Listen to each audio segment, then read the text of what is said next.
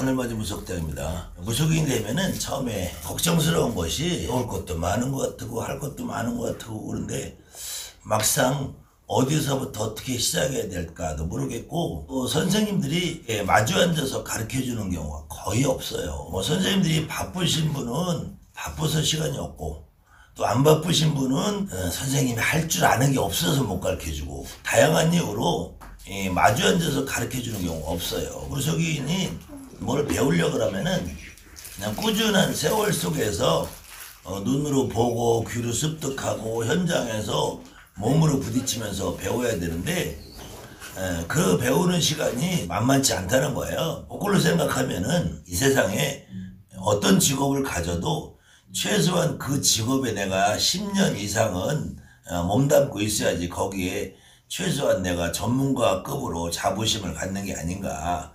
짜장면집에서 내가 요리사가 되려고 해도 면을 뽑는 거 3년, 국물 끓이는 거 3년, 양파 까기 3년 해야지 제대로 요리사가 되는 거와 마찬가지로 엿장서가 가위질을 해도 그 가위질이 능수능란하게 되려면은 최소 5년, 10년의 그 기간이 있어야지 되는 건데 우리 무속인들이 처음에 너무 선생님들이 하는 춤추고 노래하는 그 외형적인 걸 먼저 배우고 싶어 해요.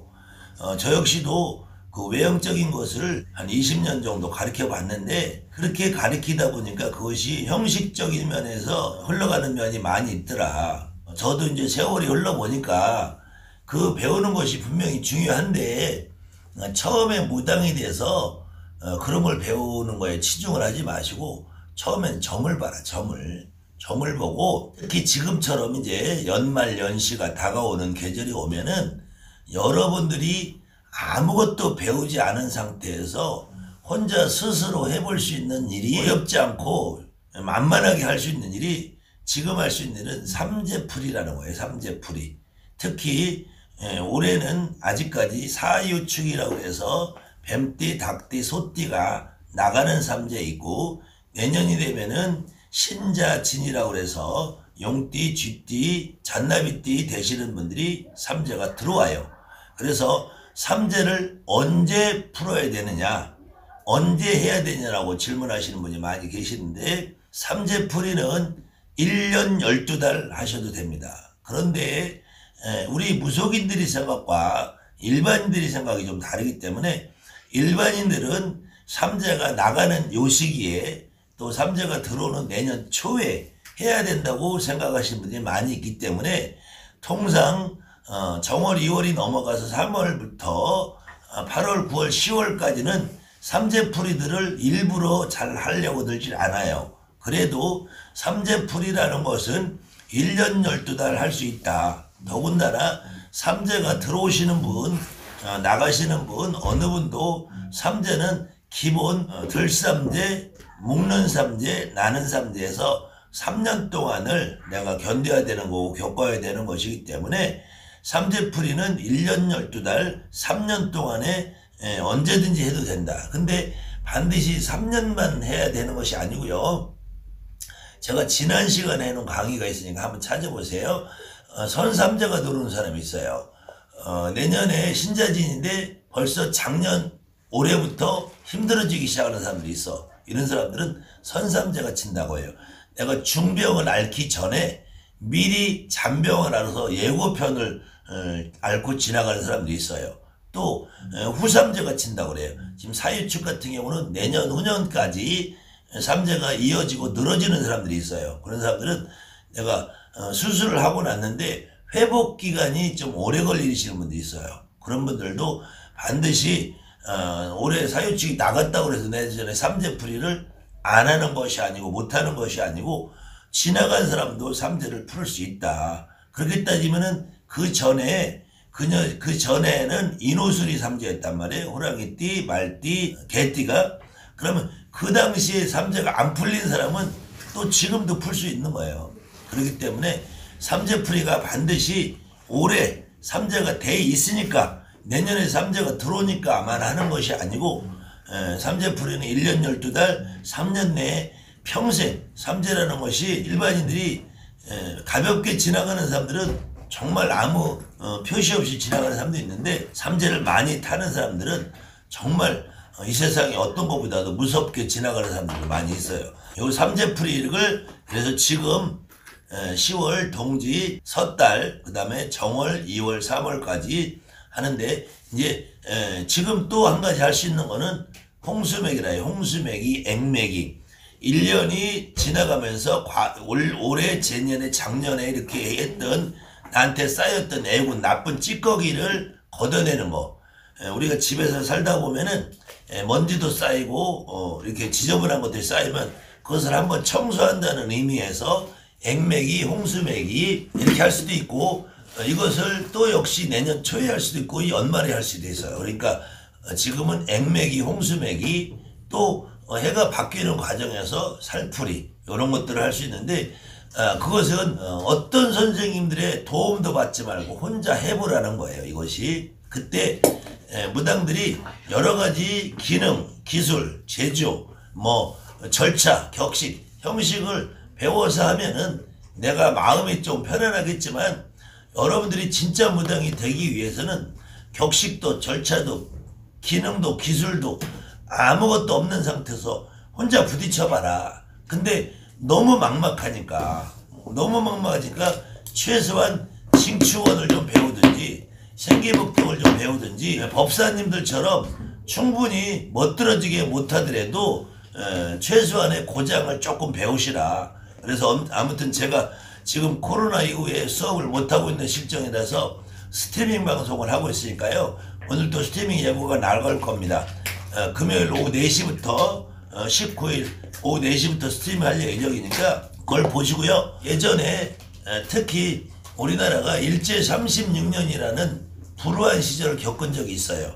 그 일제 심시 36년을 겪고 해방 이후에 박정희 대통령이 정권을 잡으면서 이 나라에는 무속을 미신으로 치부하면서 완전히 말살하려는 정책을 많이 폈어요. 그 중에서 무속인들이 구술하려면은 굉장히 탄압이 심했어요. 그래서 일제시대와 박정희 대통령 시대를 지나면서 우리 무속인들이 장구소리, 징소리, 꽹과리 소리 내지 않으면서 굿이나 고사 치성할 수 있는 방법을 연구하다가 과거에 선생님들이 이렇게 채반이라고 해요. 채반, 고리채라고도 하고 고리짝이라고 하거든. 고리짝. 고리짝이라는 말은 이렇게 네모지게에서 여러 옷이나 무슨 도구를 보관하는 이런 소쿠리 같은 이런 것들을 이용해서 외부로 소리가 밖으로 나가지 않게 해서 고리짝 긁어가면서 한다고 그랬어요. 여러분들도 혹시 아파트나 연립주택의 옆집에서 누가 뭐 잔소리를 한다든지 신고를 한다든지 이런 집들은 반드시 징치고 고장치고 하지 않아도 이런 도구를 이용할 수 있어요. 이보다 더 과거 시절에는 물바가지 친다고 해요. 물바가지. 제가 지금은 물바가지는 여기다 준비를 못해서 이 대야에다 물을 붓고 바가지를 엎어놓고 여러분들 한번 동동동 두드려 보세요. 징소리보다 훨씬 더 멋진 소리가 나요. 그 다음에 오늘은 여러분들이 아마 평생 가도 못 들어볼 소리 고리짝 긁어가면서 고사치성하는 소리 한번 들려줘 볼게요. 잘 안 나네. 이거 이 나무리가 아니라서.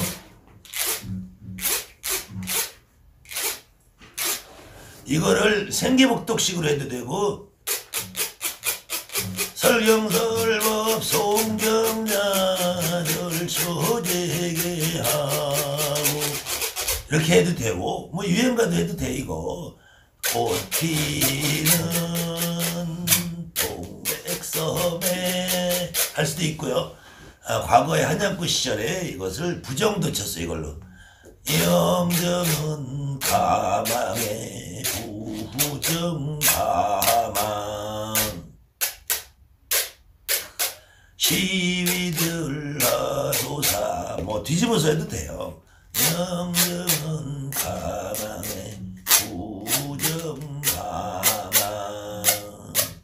이게 우리가 뭐 소코리 만드는 대나무로 만드는 재질로 하면은 훨씬 더 귀에 그냥 소름이 착착 끼치는 소리가 나. 이게 지금 플라스틱이라서 인위적인 소리가 나서 맛이 없는데 여러분들 집에 대나무 소쿠리 있으면 대나무 소쿠리에다가 이게 장구채나 여러분들 이제 징채나 북채나 어떤 걸 이용해도 좋아요. 근데 통상 제가 해보니까 이 장구채 옆면을 통해서 긋는 것이 소리가 제일 좋아요. 근데 이것도 기본 생기복독이나 고장이나 장구의 박을 이해하시는 분이 하셔야지. 근데 모르면 그냥 하세요.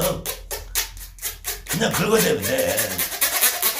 뭐라고 막 이게 하면은 이 무당은 이런 소리가 나면은 누군가 움직이게 돼 있어. 안 그러면 징을 놓고도 잘 못 치면은 그냥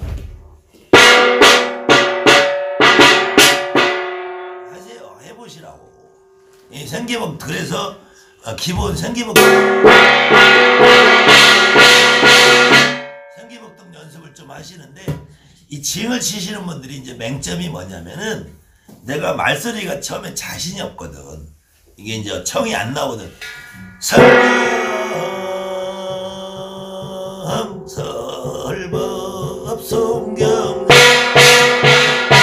이렇게 내가 말을 하고 숨을 한번 고를 때 이걸 쳐주고 내가 말을 할 때는 이걸 좀 줄여야 되는데 처음에 자신이 없으니까 무조건 그냥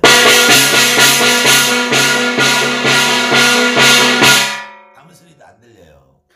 그래서 이 강약 조절을 좀 배우셔야 돼요. 강약 조절을 배우시고 그 다음에 징을 통상적으로 이렇게 바닥에 뭐 장판이나 뭘 놓고 하시는 분이 있는데 방석 놓고 하시는 분 이런 어떤 도구를 놓고 하시는 분이 있는데 징축원을 할 때는 반드시 이렇게 내가 손바닥으로 손 여기로 이렇게 걸쳐서 이렇게 걸쳐놓으면은 이 사이로 공명이 왔다 갔다 하니까 소리가 제일 좋아요.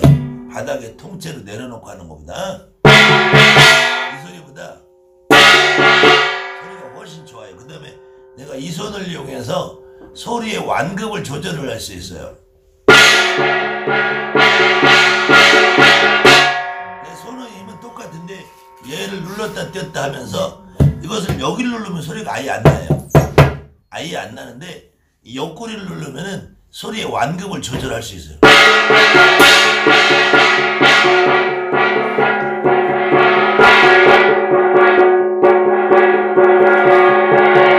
화면이 안 나와? 이런 이 옆구리를 누르면은 소리를 누르는 자리에 따라서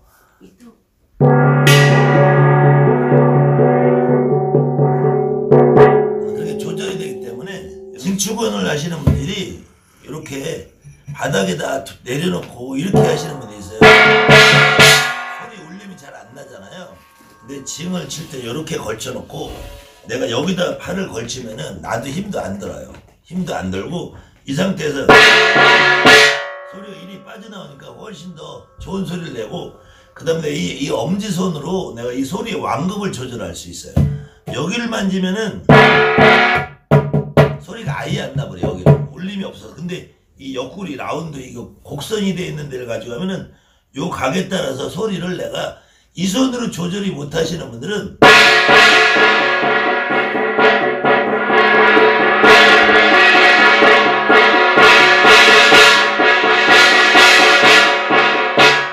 말을 할 때 내가 여기를 잡으면서